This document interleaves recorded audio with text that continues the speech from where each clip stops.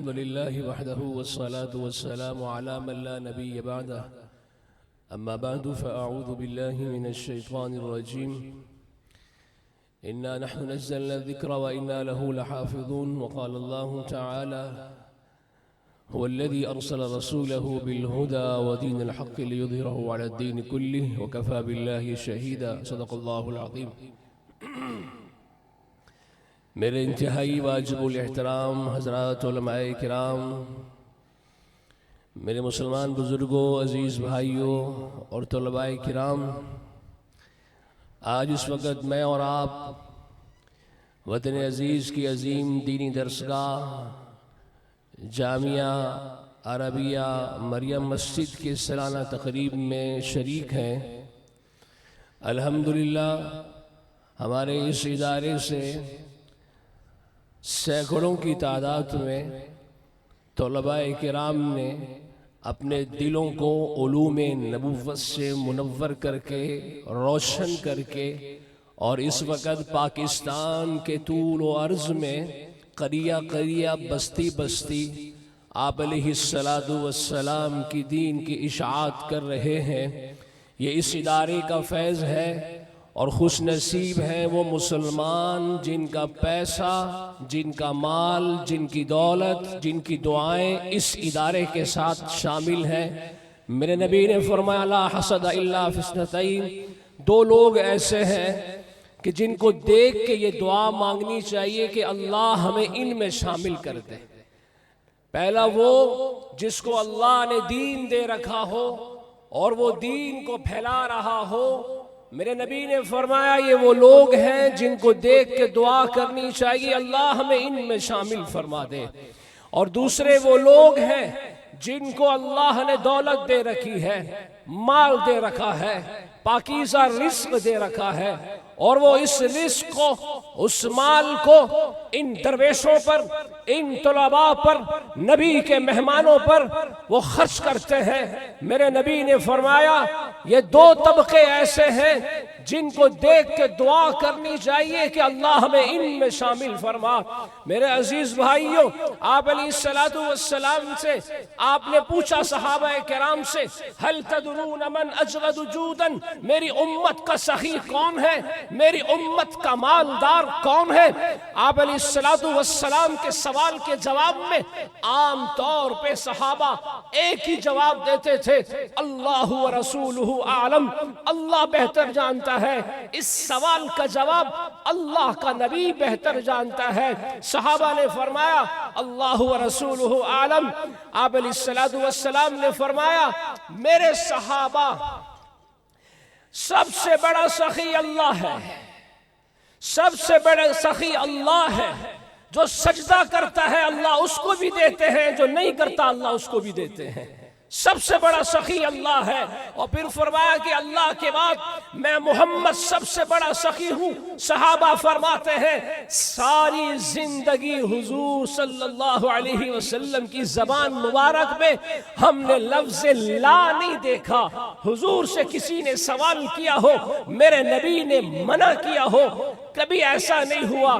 آپ علیہ السلام نے فرمایا اللہ کے بعد میں محمد سب سے بڑا سخی ہوں، اور فرمایا میرے بعد میری امت کا سخی کون ہے؟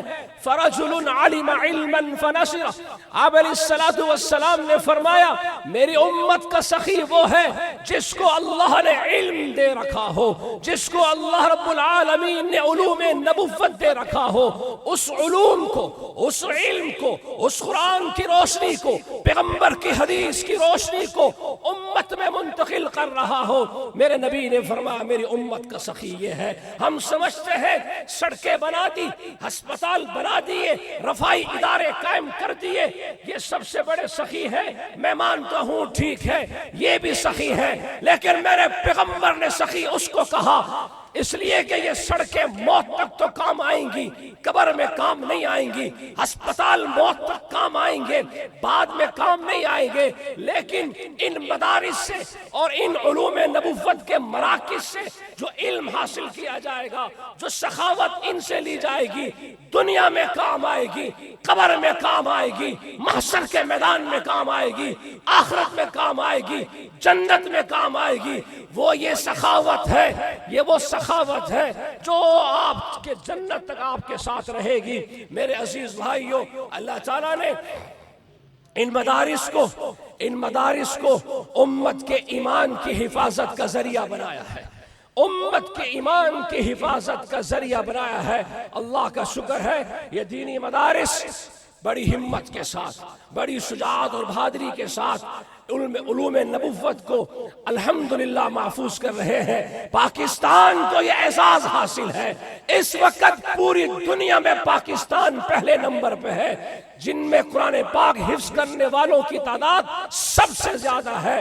مکہ مکرمہ، سعودی عرب، جہاں قرآن نازل ہوا، جہاں آپ علیہ السلام تشریف لائے، جن کی زبان عربی، نبی وہاں تشریف لائے، قرآن وہیں نازل ہوا، وہاں ایک سال میں جو لوگ قرآن پاک، جو بچے حفظ کرتے ہیں، ان کی تعداد 10,000 سے زیادہ نہیں ہے۔ پاکستان کے ان مدارس میں، وفاق المدارس العربیہ پاکستان کے ایک بورڈ، میں سب بورڈوں کی بات نہیں کر رہا، صرف وفاق المدارس کے زیر اہتمام جو بچے ایک سال میں قرآن پاک حفظ مکمل کرتے ہیں، ان کی تعداد 1,10,000 سے بھی زیادہ ہے۔ میرے عزیز بھائیوں، یہ ہے مدارس کا کردار۔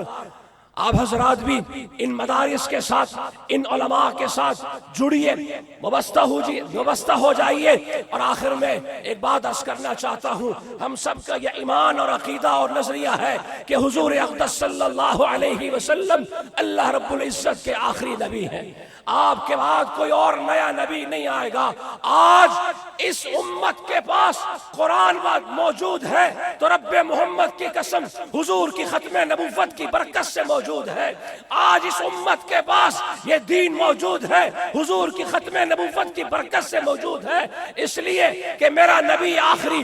اب قیامت تک کوئی نیا نبی نہیں آئے گا، اب قیامت تک کوئی وحی نازل نہیں ہوگی، اب کوئی کتاب نہیں آئے گی۔ حضور اللہ کے آخری نبی، صحابہ آخری جماعت، اب کوئی صحابی نہیں بن سکتا۔ حضور اللہ کے آخری نبی، اہل بیت آخری اہل بیت، اب کسی نبی کا خاندان نہیں بن سکتا۔ حضور اللہ کے آخری نبی، یہ شریعت آخری شریعت، اب کوئی شریعت نہیں آ سکتی۔ حضور اللہ کے آخری نبی، مسجد نبوی انبیاء کی مساجد میں آخری مسجد، اب کسی نبی کی مسجد نہیں بن سکتی۔ حضور اللہ کے آخری نبی، یہ امت آخری امت، اب کوئی امت نہیں آ سکتی۔ میں اس کو یوں تعبیر کرتا ہوں کہ حضرت ابو بکر صدیق رضی اللہ تعالی عنہ سے لے کر مریم مسجد کے نمازیوں تک، طلباء تک، اور یہاں سے لے کر قیامت کی صبح تک، یہ جو ساری امت ہاتھ باندھ کے حضور کے پیچھے کھڑی ہے، یہ سب صدقہ ہے میرے نبی کی ختم نبوت کا۔ میرے عزیز بھائیوں، میری گفتگو ختم ہوئی۔ آپ علیہ السلام اللہ تعالیٰ کے آخری نبی ہیں۔ یہ ساری رونقیں، یہ ساری برکتیں حضور کی ختم نبوت کی برکت سے ہیں۔ یہ دین آج چمک رہا ہے، یہ دین آج محفوظ ہے، اور قیامت تک ایسا ہی چمکتا رہے گا۔ مٹ گئے اس دین کو مٹانے والے، مٹ گئے اس دین کو مٹانے والے، اور مٹ جائیں گے اس دین کو مٹانے والے۔ حضور کا دین قیامت کی صبح تک باقی رہے گا۔ وآخر دعوانا الحمدللہ۔